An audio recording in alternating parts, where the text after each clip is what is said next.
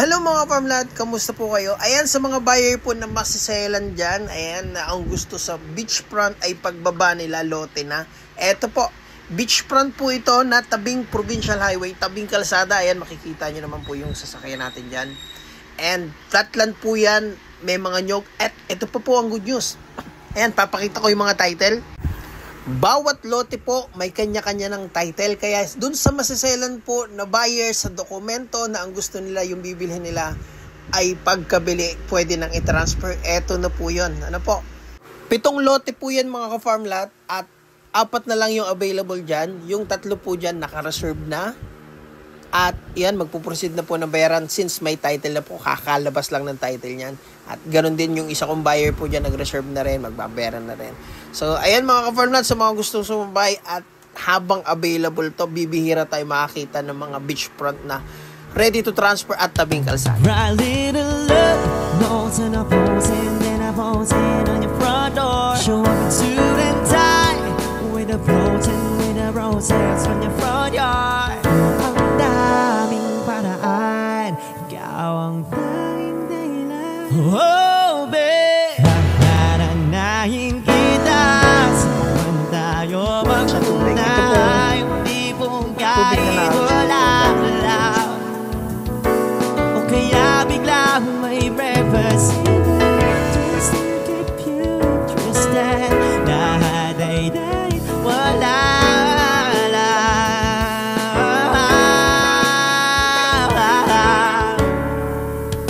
Right, little love, notes and a posing, then a posing on your front door. Show up in suit and tie, with a floating, with a roses on your front door. Kung ano po yung frontage dito, provincial highway na to, yun din po yung frontage sa tayo. Oh, babe, nananahin kita, saan tayo magpunta, hindi pong kahit wala lang.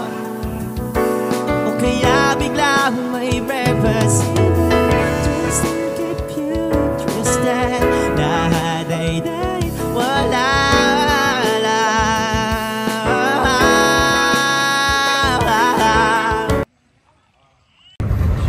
Hello mga ka-farmlat, ayan, nandito po tayo ngayon sa San Francisco, Quezon. Going po tayo dun sa bagong subdivided beach lot. Ayan. Ganda. Ganda niya, no?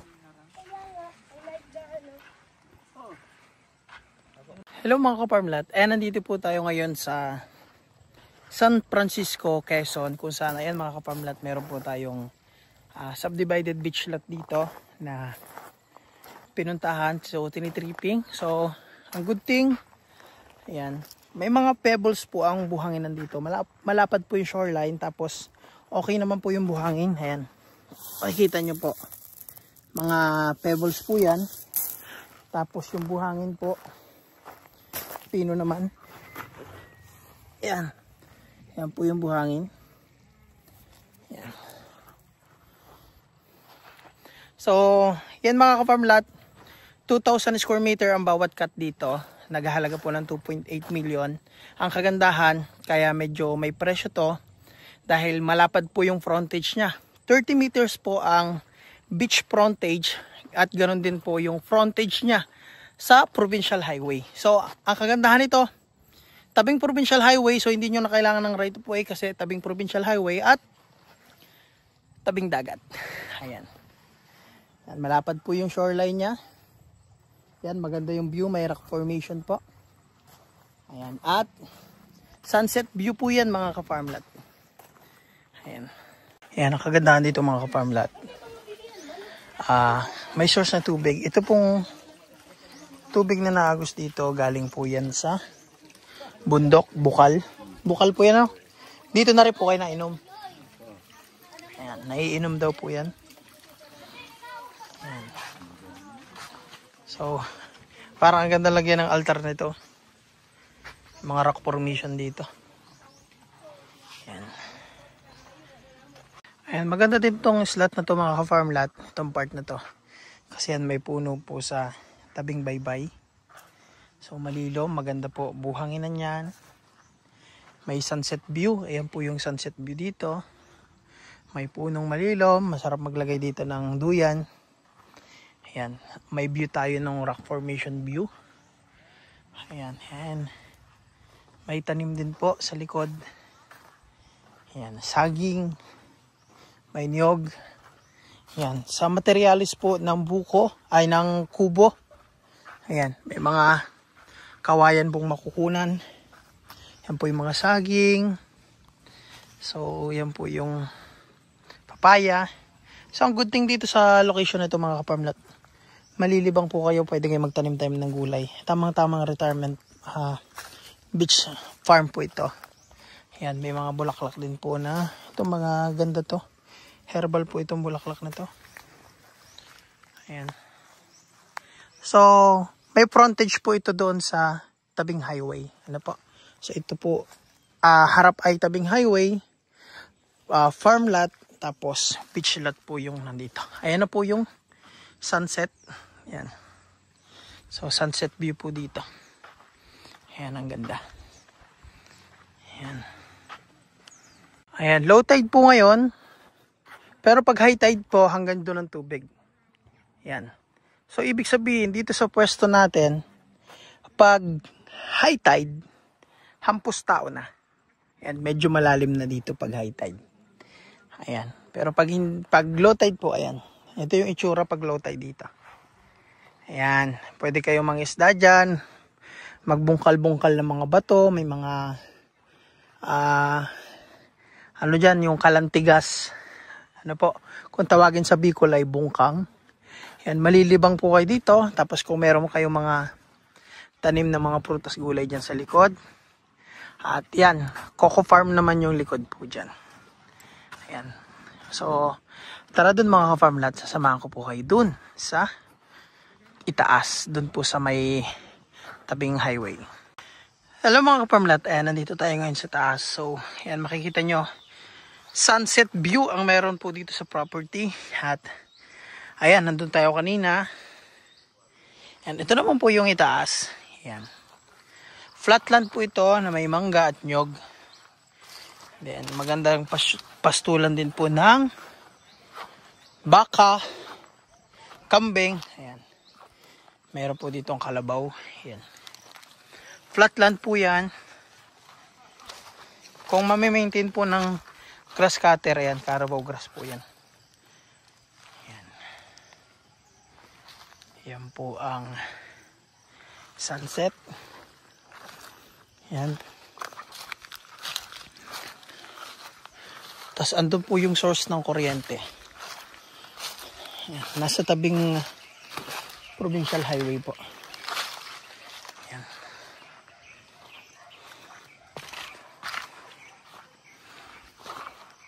Yan, maganda po pagkatiri ng lupa dito. At pag nandito ka po mismo sa property mga ka-farmlat ng for sale, overlooking po yan. Yan, makikita nyo. Lalo pag nalinis po yan. So maganda po yung property. Bukod sa mayroon ka ng frontage sa tabing dagat, may overlooking place ka pa. And tabing provincial highway pa. Ayan. So yung nyug po, hindi ganun kataas. Hindi rin naman mababa. Katamtaman lang po yung taas ng mga nyug dito. Ayan. Flatland po dito. At ayun po. Yung mga sasakyan na yun, nandyan po yung provincial highway. Andyan din po yung linya ng kuryente. So, estimated na distance nung provincial highway hanggang dun sa end ng beach. Yan. Nasa 100 meters po. Ayan. So, napakaganda kasi provincial highway, flatland property, tapos may pababa dyan, dagat na po. Ayan, pag galing po tayo sa provincial highway, so ito yung bubungad po sa atin. So, flatland yung lalakaran natin, Carabao grass at puno ng tanim na nyog. And then, mga 100 meters from provincial highway, then maglalakad tayo papunta po dito sa baba. So sa baba, Flatland po yung taas, tapos hilly pababa ng konti, tapos flatland ulit sa baba. So yan po yung terrain ng lupa, kaya overlooking po tayo sa taas, flatland, puno ng tanim, and sa baba flatland area na eto na po yung beach. So pwede pong lagyan ng cottage yung flatland area dito, pwede rin magtanim-tanim. Kaya napakagandang retirement farm po nito kasi overlooking na, may produkto pa yung property kasi marami pong tanim na nyog, malinis po siya, Carabao grass po yun. Bukod doon, may source ng tubig, may source ng kuryente. Tsaka, ayan, makikita nyo po, may mga tanim-tanim po dyan. Ayan, napakagandang retirement. Pwede po kayo mag-livestock din, mag-alaga ng kambing, manok. Ayan, napakagandang retirement kasi pag low tide po, may mga part po siyang bababato. Pwede po kayo mangisda doon. Pag low tide, magbubungkal po kayo ng bato. May mga nagtatago po diyang isda o alimango. Or yung mga crab po dyan. Ano po, sunset view. Napakaganda rin po ng ambience dito sa property. Kaya isa rin po itong magandang property na naman. For 2.8 million, may 2,000 square meter ka na. As is po yun lang yung gastos nyo kasi seller na po bahala mag-transfer. Na po, 6 slot lang po yan. 6 na lote lang. No, paunahan po. Maganda tong portion na to, itong part na to. Ayan, i-avail nyo na to mga ka-farm lot. No, ang ganda po dyan. Safe po sa bata ang paliguan po yan kasi hindi po siya biglang lalim. Ayan. Yan po yung view. Ito po yung makikita nyo pag nandito na po kayo. Sa buhangin naman, white brown po yan. Tsaka buhangin siya. Then may mga yung bato-bato na pebbles po. Ayan po yung sunset view natin. And mostly ng dagat dito, kalmada po siya. Kalma lang yung dagat. And ayan, babalik tayo sa taas, papunta po sa Provincial Highway para matanaw nyo rin. Ano po? Ayan. At eto na nga mga farm lot, nasa taas na naman tayo. Ayan, papunta na po tayo sa kalsada. Bali yan mga farm lot. Papunta na tayo ngayon sa Provincial Highway. Ayan.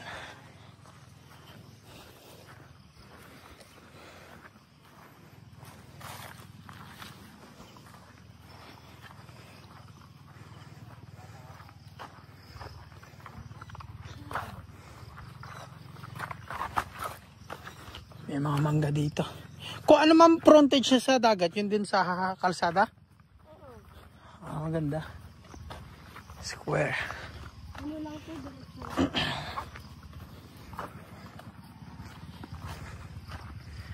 Yan. Bali mga ka-farm lot, yung developer po dito.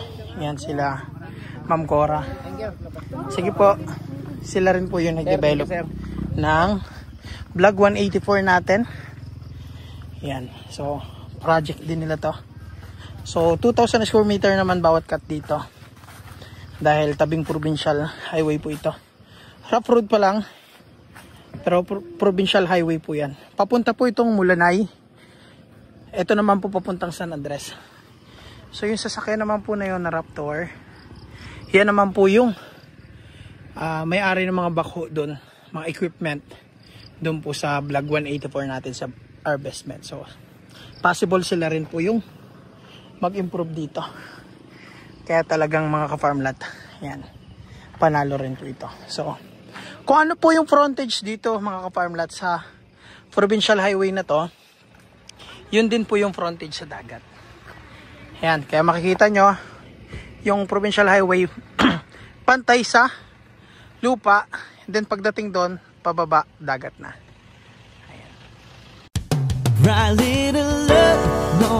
At ayun na nga mga farm lot, hanggang dito na lang ang ating video. Ayan, summarize lang tayo. 2.8 million, 2,000 square meter ang bawat cut. May 33 frontage sa beach and sa kalsada. Ayan, overlooking yung property. Maganda naman yung ambience ng